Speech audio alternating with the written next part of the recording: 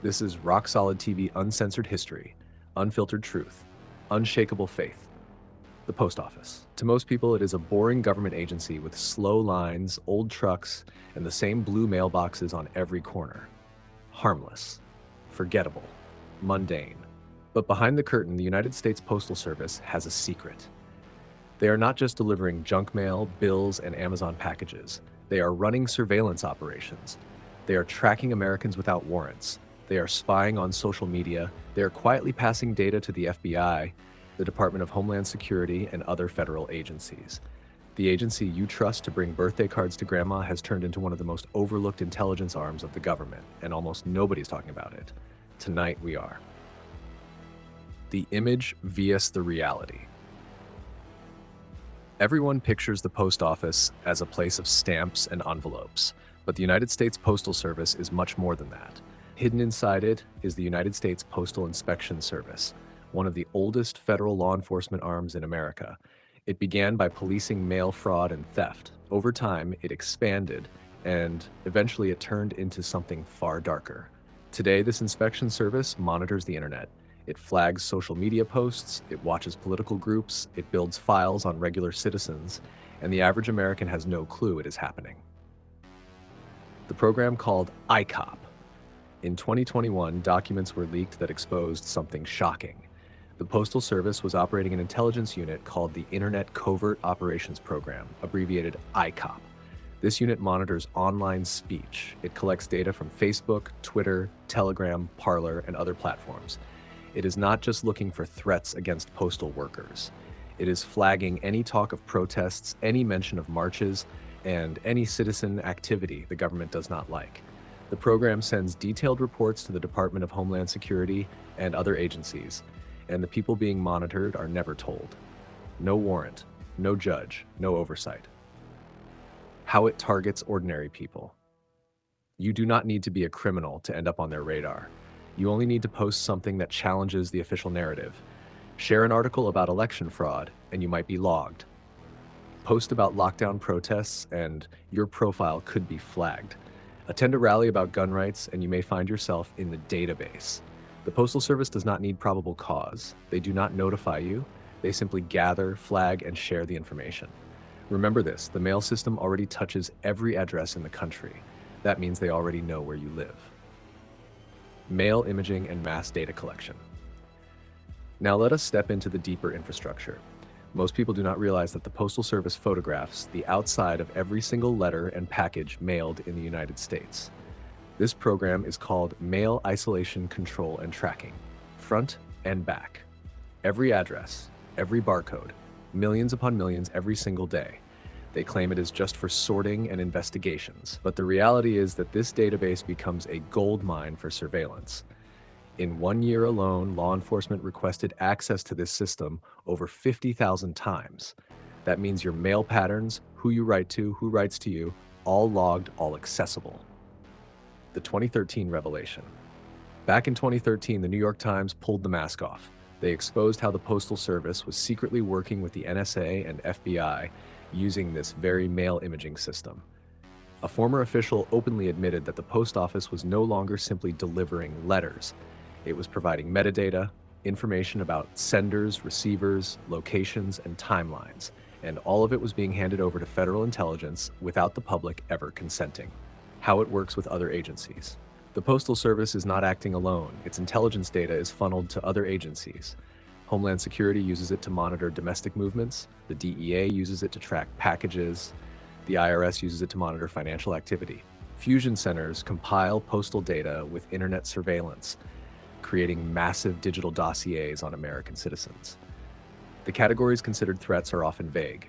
Patriot, freedom, sovereignty, Second Amendment. If those words are in your posts, you might already be marked. Why the post office is perfect for this.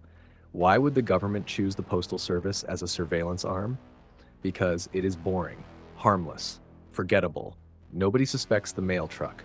Nobody expects the post office to have covert agents. And the agency sits in a legal gray zone. It is not exactly a federal department. It is not fully private.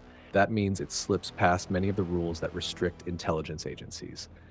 The post office is the perfect Trojan horse. It comes to every house in America. It has the infrastructure, and it hides in plain sight. The pandemic connection. During the lockdown years, the Postal Service surveillance arm was especially active. iCOP monitored anti-lockdown rallies, it flagged posts about protests, it compiled data on anyone spreading so-called misinformation about the virus. That data was passed on to public health agencies and federal security services. While you were locked in your home, the government mail carrier was quietly scanning your online life. The partisan angle. The documents leaked in 2021 showed that iCOP was especially interested in right-leaning movements. It tracked groups opposing gun control. It flagged conservatives protesting election policies. It watched parents organizing against mandates. It paid far less attention to leftist groups or violent agitators. The surveillance was not neutral, it was political. And when reporters asked the USPS to explain, they brushed it off as within their authority.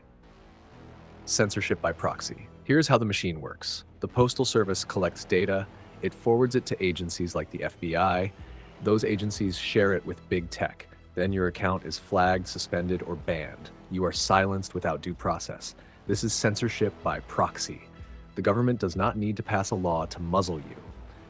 It uses agencies like the USPS to gather information and hand it off to the private sector, and you are shut down without ever knowing why. They can open your mail too. Most people believe opening mail requires a warrant. The truth is, the Postal Service can open packages under broad administrative rules that are vague and rarely challenged. They do not need to tell you. They can scan, inspect, and pass along anything they choose. Every barcode is logged, every address is filed, and if the contents raise suspicion, it moves up the chain to higher agencies. Predictive policing and artificial intelligence. The Postal Service is not just looking at what you did. It is experimenting with predictive analytics. Artificial intelligence scans behavior patterns across the entire nation. It cross-references mail traffic, social media chatter, and geolocation to forecast what groups might do next. Predictive policing is no longer fiction. It is real, and it is powered by an agency that most Americans think is only capable of losing their package. A global movement. This trend is not limited to the United States. The Royal Mail in Britain, Canada Post, European postal services, all are developing similar programs. The postal system is evolving into an international surveillance network. You send a letter, and somewhere it becomes part of a data profile that ties into global intelligence sharing. What started as an American experiment has gone international. Who holds them accountable? The biggest problem of all is oversight. The Postal Service is a strange hybrid, not fully public, not fully private. It has enormous independence. That means there is almost no transparency, no elected oversight, no public accountability. They can surveil you, they can track you, and you cannot file a Freedom of Information request and expect real answers. Even Congress is kept in the dark. The pattern is clear. Step back and look at the pieces. An internet surveillance program called iCOP. A mail imaging system that logs every envelope, the power to open packages under vague rules, collaboration with multiple agencies, predictive AI to forecast behavior, a partisan focus on political dissent, and no oversight. The pattern is obvious. This is a surveillance grid disguised as a mail service. And what this means for freedom. The government loves to sell surveillance as safety. They say it is about protecting postal workers. They say it is about preventing terrorism. But history shows the truth. Every tool of control eventually turns inward. Once surveillance exists, it is used on dissidents, on critics, on anyone who does not bow to the system. The post office has quietly become another tentacle of the surveillance state. What can you do? You cannot opt out of the USPS. It has a monopoly on certain kinds of mail. It touches every address, but you can demand transparency. You can pressure representatives to demand oversight. You can spread awareness. Because the greatest power of the surveillance state is secrecy. They operate in the shadows because once exposed, people start resisting. The phrase going postal used to mean the mailman losing his mind. Today it means the Postal Service losing its purpose. They were meant to deliver letters. They were meant to serve the people. Instead, they deliver data to the state. They serve the surveillance machine. The United States Postal Service has turned from carrier of freedom into carrier of control. And if you think they are just watching your mail, think again. They are watching your online posts.